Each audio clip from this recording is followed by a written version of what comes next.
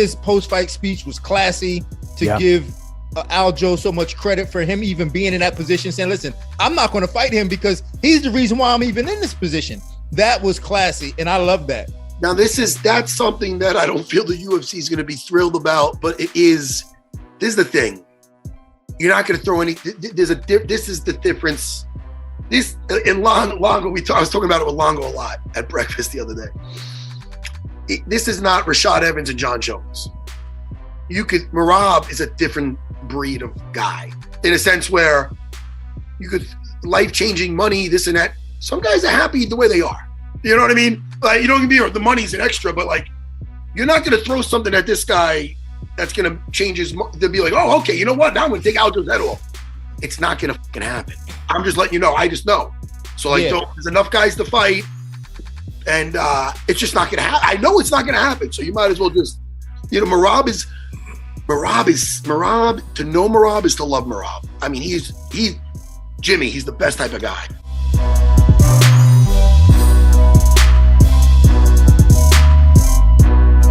Tony Ferguson versus Leach got announced. What was the thought process of matching those two guys up? What was the question? Tony Ferguson and Leach. What was the thought process of matching those guys up? Hell of a fun fight. Should be a fun fight. And Tony wanted to fight a weight class up, so that was the fight that we thought would be fun. And both guys were ready to do it, and both guys wanted to fight each other. Cool.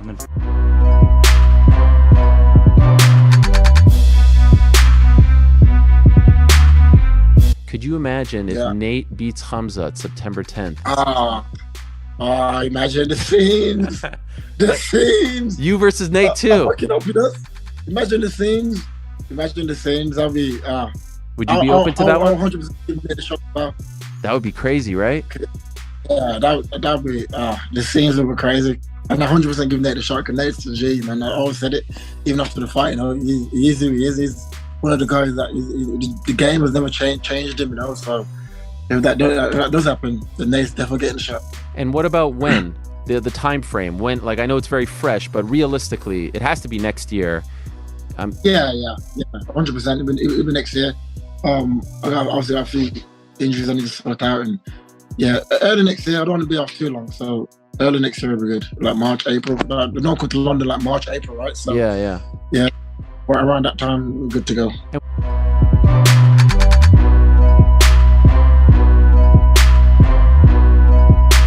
I think this fight really ruined a lot of their plans. I think that Chimaev beating Nate Diaz, was supposed to be the one, and they wanted him to fight Usman because Usman was the man. He was considered untouchable. Chimaev was this new hot up-and-comer, considered untouchable, and I think that was the fight they wanted to make, and that's why they gave him Nate Diaz.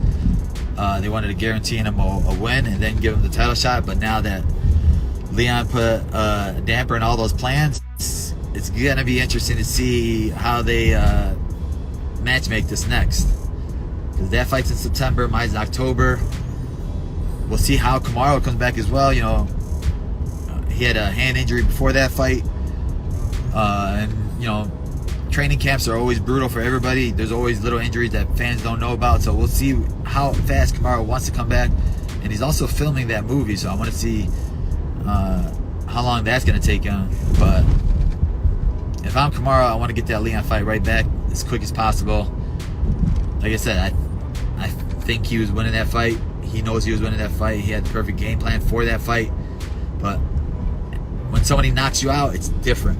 And somebody knocks you out like that, we'll see how he comes back. I know a lot of people are talking about it.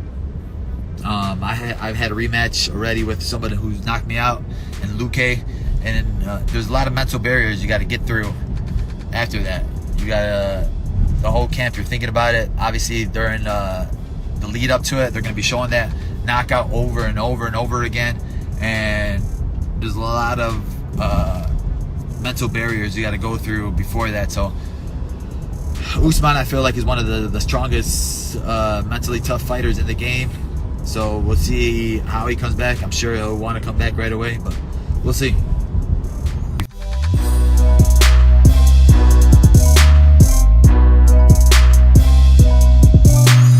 I thought Kamaru handled it with such class I don't know if you saw the TMZ piece. He just quickly said, yeah, they took me back to the hospital. They do that anytime someone gets knocked out, you know, safety first, give you a quick scan, just double check. You don't want to take any chances.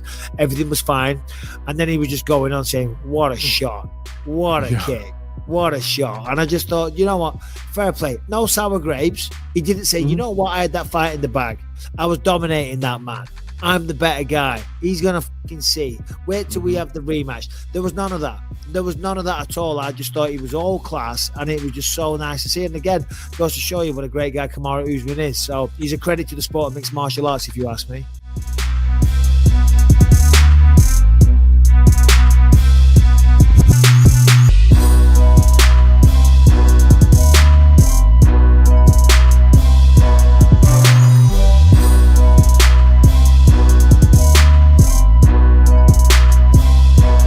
Have you had a chance to check in with Kamaru Usman yet, see how he's doing and all that? We talked. He's in great spirits. And, you know, obviously he wants the rematch bad. You know, but he said, I can't tell you the weight that's been lifted off me. You know, there's a lot of pressure that goes along with the run that he was on and tying and breaking Anderson's record and, you know, all that stuff. There's a lot of pressure. So, he's looking forward to the rematch, and I saw Leon today too.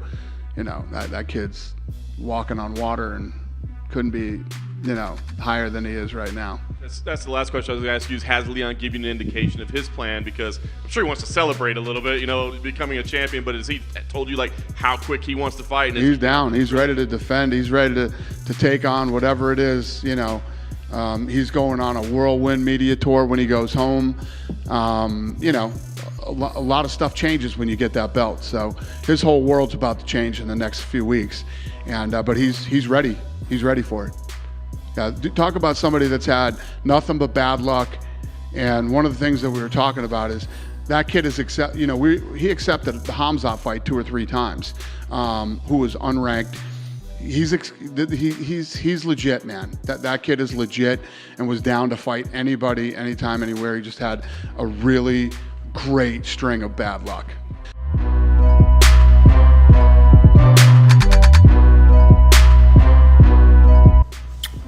Say thank you.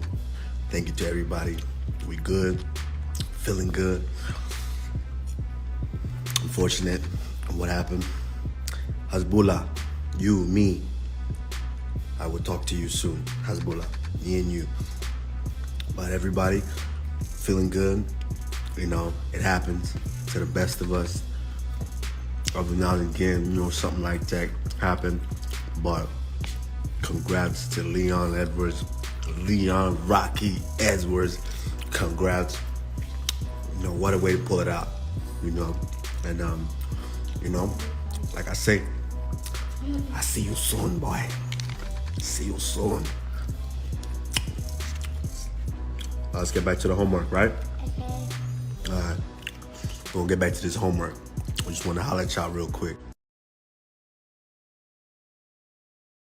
I'm not going to fight him because he's the reason why I'm even in this position. That was classy, and I love that. It's not going to fucking happen. I'm just letting you know. I just know. So, like, there's enough guys to fight. I do. I never know. There's a little snake in the grass right there.